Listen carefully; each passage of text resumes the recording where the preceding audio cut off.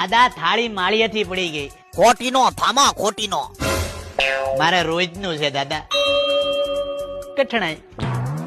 લાલા, જો તારી ભાભી મારા જીવનમાંથી ગઈ તો હું ખટારાની બ્રેક ફેલ કરીને એને મેળામાં રમતો મૂકી દે. આ કહી દીધું તને મેં. અરે પણ એક મિનિટ, હવે તો રાત થઈ, હું છું ઈ મોઢામાંથી ફાટો તો ખરી.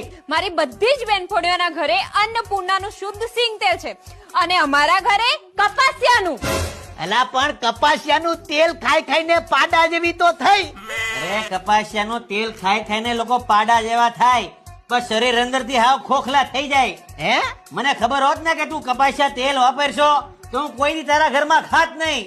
તું હારો માણા હોત ને તો અન્નપૂર્ણાનું શુદ્ધ સિંગ તેલ વાપરતો હોત. અન્નપૂર્ણાનું સિંગ તેલ? આ આખું ગુજરાત વાપરે છે.